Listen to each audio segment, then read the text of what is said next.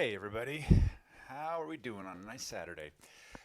We had an earlier funding deep dive that reflected some very simple protocols, and this one that I'm going to do is going to replace that one, just because it's a little more accurate.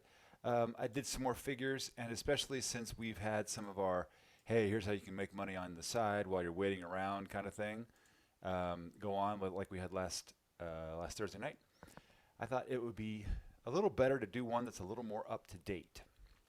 Here we go. So we've got several different funding programs. Say that very Choppa Lee. So the FICO program that we have, our level one program, requires you to have a 685, a corporate clean credit rating. That means that you really can't have any blemishes. But if you want to do it, you can get up to $100,000, get approved within 72 hours.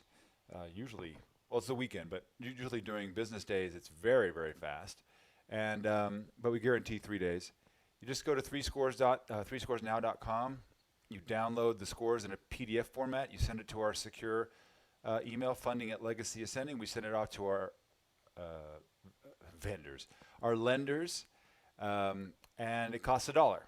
That's it. You'll get the approval or a denial. If you get a denial, it's one of the few places where they will tell you why, which is great. I mean, if you were to go to American Express, you know, how many of them would tell you when you apply, hey, here's what you did wrong, here's how you can fix it. And in some cases, they may even have the opportunity to fix it, to help some of the things for you. So it's pretty great. Pretty great. Somebody have a question? No? Okay. So, and you can use the chat box if you want to add a question in there. All right, so this is the basis for our level one, and we'll come back to that slide. Our level one funding. Phase two, up to 100 grand, up to 100 grand, $100,000. Phase two, we use our seasoned corps to get up to about 800 if we want. And then outside of that, it's all gravy in the world of equity lenders and things like this. So I'm going to walk you through a real estate example, a real estate and a crypto combination example of how this could, I'm not saying it will work your way, nor am I saying that you're going to get 100,000 or whatever. I mean, there's so many variables, but I'm going to give you kind of a vision of what's possible. If you don't have a good FICO score, if you don't, this is what that could look like. We've had people with 820s that are rejected because they had one of these. So the number is less as important as you having very few of these, if any. So some of these we can solve. In fact, all of these we can solve within a short course of time. The ones that we can't solve, we cannot solve a bankruptcy, cannot solve an IRS tax lien. In fact, you should not be trading or doing any kind of property exchange if you've got an IRS tax lien. But we do have some solutions. So if you have no good FICO, you can fix the credit. Like I said, all those things that are listed there before we can help fix and then reapply. No big deal. We also have an affiliate program at a Legacy Ascending where you can participate in it and make money on the side to help fill out what you need to go get your seasoned company. Kind of bypass level one funding altogether if it really came to that. And then I did a video last week on how once you set up a multi-member corporation that you can actually leverage another C-suite, president, CEO, someone else in your company who does have good FICO. The lenders don't care. They don't care.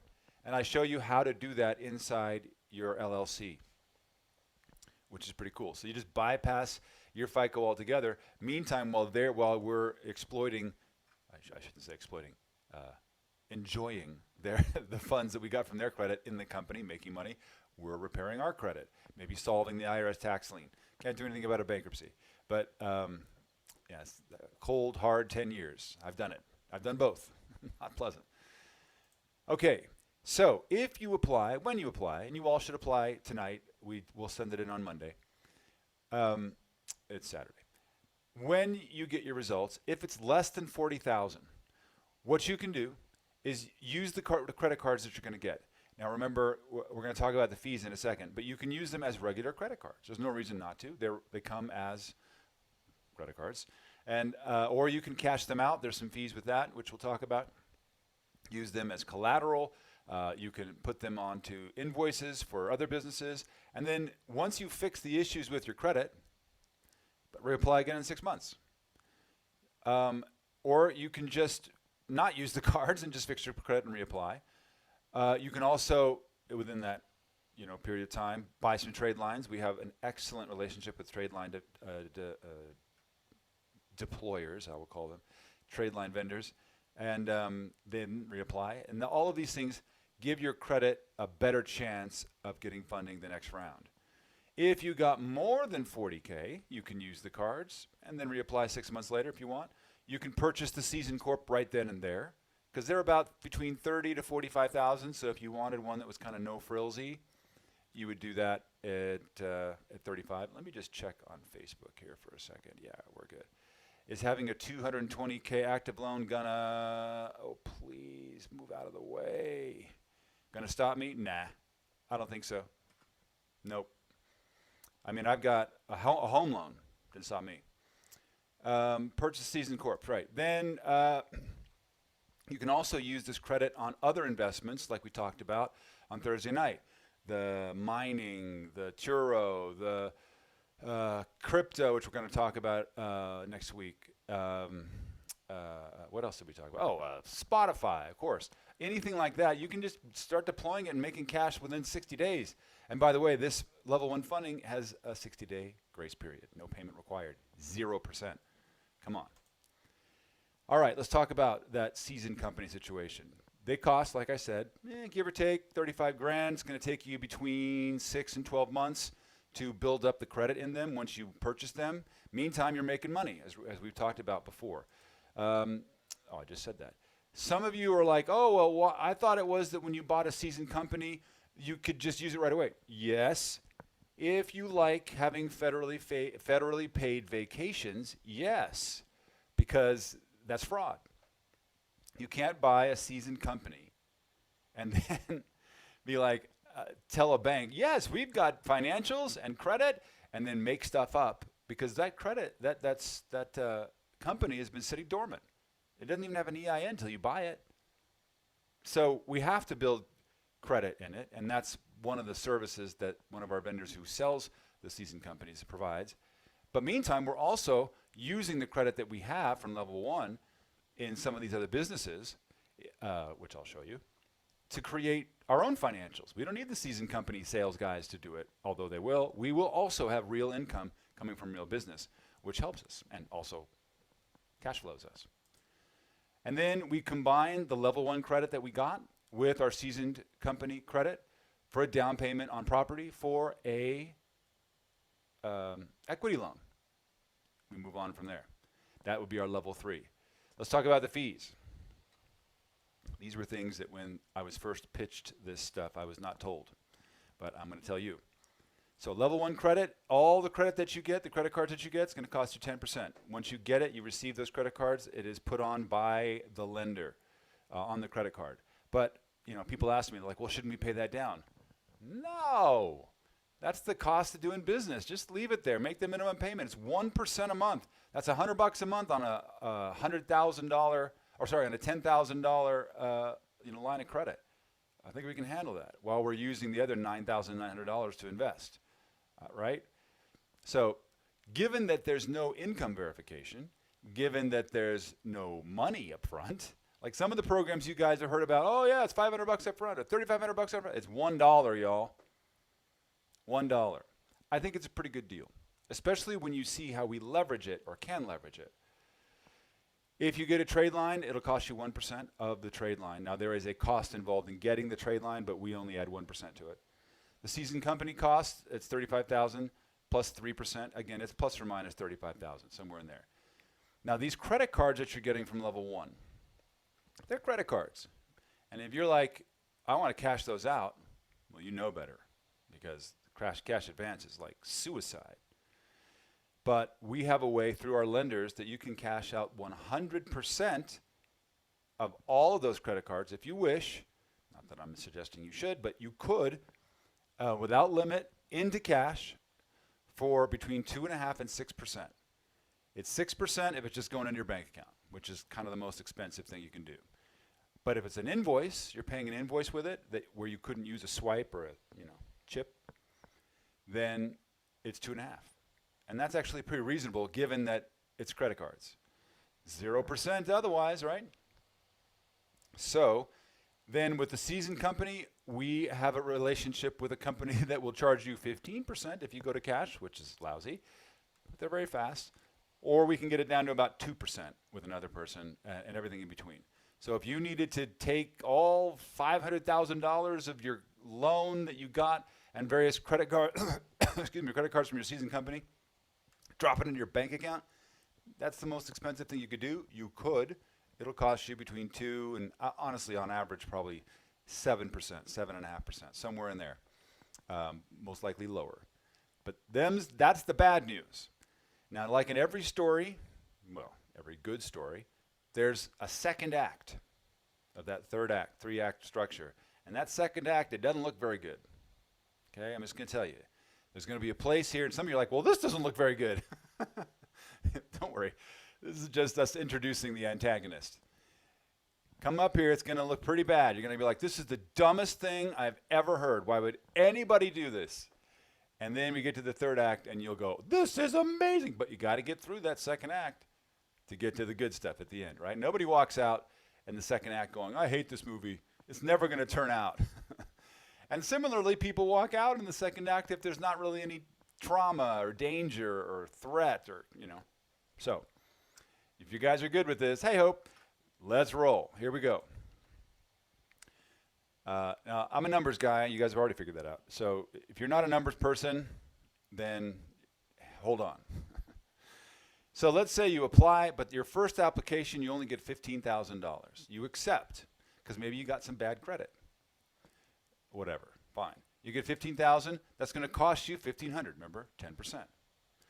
You use it for a few months, maybe 4 or 5 months, but in the middle of it, you've paid down some balances that are maybe up there for you, or you've gotten rid of some inquiries, or dealt with some things. We had somebody that applied, and they had IRS issues that they didn't even know about, sitting on their credit, knocking it down like 40, 50 points. Keeping them from at least $30,000 in credit. So it's a good thing to take a look at your credit, and it's a good thing to collect $1,500 with $15,000 with the $13,500 remaining that you could use, which I'm going to show you how one of the ways you can do it. Then you apply again, you get another $35 because you cleaned up some stuff. That's nice. $3,500 fee. In between, then let's say you're like, you know what? I really need that $100,000 because I'm shooting big. I'm shooting for the moon, which you should. Then you work with us, maybe another 4, 5, 6 months. And this is a bad situation, right? You got not great credit. Maybe you're at that 685 level. Then we get you a trade line. It's going to cost you probably $4,000 or so. And you go to one of our credit repair specialists because you can't fix what's going on over here. You need somebody to come in and really start taking care of stuff. That's an extra $1,200. But that's all coming out of these lines, aren't they? None of this is coming out of your pocket. We don't want anything that I'm about to tell you to cost you anything except the $1. If it has to cost you something, we're not interested. We're not interested in it. All right? So here we go. $30,000 is on your trade line. Maybe it's a 6 or 7 year old company or a trade line. That's great. Right before you apply again. Now we've added this to the debt. And now you get maybe another $85,000. Be awesome. Be amazing. We add $8,500 to the total debt. Move these silly windows that Zoom thinks are so important. Now you've got a total credit of $135,000 at level 1, which is super great. At 0%, your total debt is now $16,700, which means your monthly debt service is $167 a month. And what you have left over is $118,300. How much did this cost you? $1. Not too shabby. Then you've got enough money to buy your seasoned company. You probably did before, but let's say you didn't. $35,000. You have to liquidate some of that level 1 cash. Let's say it cost you 3% to do that. That's $1,050. Now you've got, after 12 months or so, in seasoned company credit, $400,000. It cost you $35,000 to do that. And then the liquidation plus what we had from earlier, your total debt is now $15,325. You got $82,250 left over, and this is what you're holding. And your debt service is now $527.50. Now you haven't bought any real estate yet. You're just taking this hit every month. Well, how are you paying for this hit? Well, you still got $82,000 left over. You're paying with that. But I'm going to show you something. Did I get these out of order? I think I'm actually missing one. Ooh. Ew. We got that. We got that. I think I am missing one. Please hold. Please hold.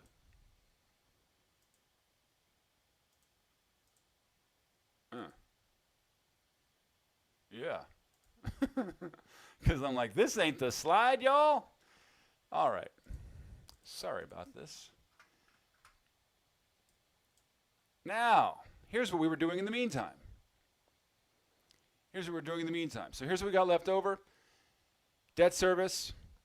Well, sometime here in the next week or so. Now, on Thursday night, we talked about a whole bunch of ways you could be using your money to be cash flowing. But let's say you were like, hey, I got a good Bitcoin situation going on. All right. What if you took 40,000 of this at 0%? And there's a 3% cash out fee. Let's say it was that. $1,200 is what you're going to have to pay to pull $40,000 out. That's an additional $412 of debt service at 5% a month. Now, you ought to be able to do about 5% a month if you know what you're doing with Bitcoin. I know Cody can. And then your income after all of this is about $2,000 a month, less your debt service, $1,060.50 every month, coming to you cash. That's after the debt service of all this money that you're holding while your seasoned company is maturing in its credit, while you're finding some real estate, while you're building other things. This is paying your bills and giving you some money left over. That's pretty dope. Pretty dope. Now we come to this slide because this is what we're looking for. Do you have to do an apartment? No, I'm just making it up. This is an example. Okay, so what do we have left? What do we have here? Because that Bitcoin's always liquid, we could always pull it out if we want. So I'm just adding it back to this total available credit. If you got 482.25 left from your credit, your seasoned company plus your level 1 credit, if you leverage it with a conventional commercial loan at 70% loan to value, and if you could get that, which is not hard to do, and let's say this nice apartment was $1.5 million, like I think it might be more than $1.5 million. Not if it's in Costa Rica, y'all. You got up to 1.6 million-ish that you can leverage. That's pretty good. I mean, I think that's pretty good. So you got $1.5 million. You're going to cash out 450,000 of it to get to this because you got to put up, your money to. You got to take 450,000 out of this as your collateral. You got 2% cash out. That's, let's say you get that kind of fee. That's going to cost you an additional $9,000 that you're going to put on that 0%. Now your debt service for that is $90 that we add to the 900 and something that we had before.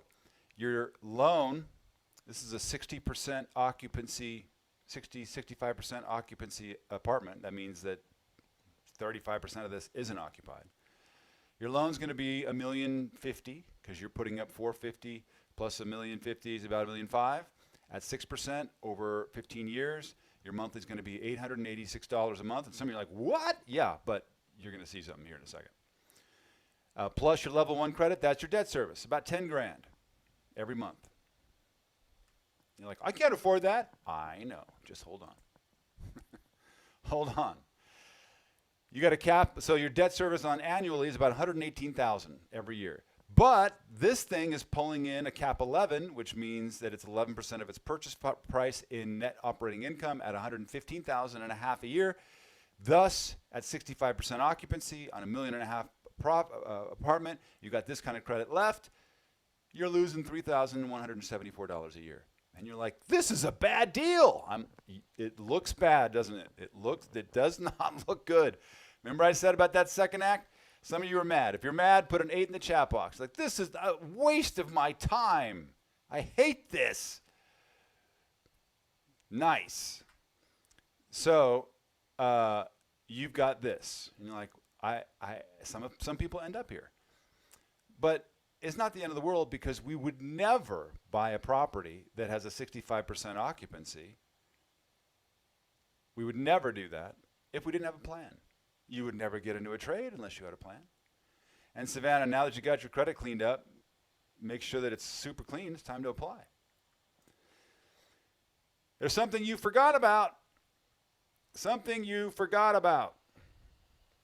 That interest on that loan, not the 0%, because there's no interest there, but the interest on the $55,000 deductible, $55,000 as the interest that you paid on that $1,050,000 loan is deductible at 21% corporate taxation level, which is $11,550. Now, I'm not even counting the $10,000 that you paid for the 10% on the 0% the fees, and that would be another $2,100 on top of this.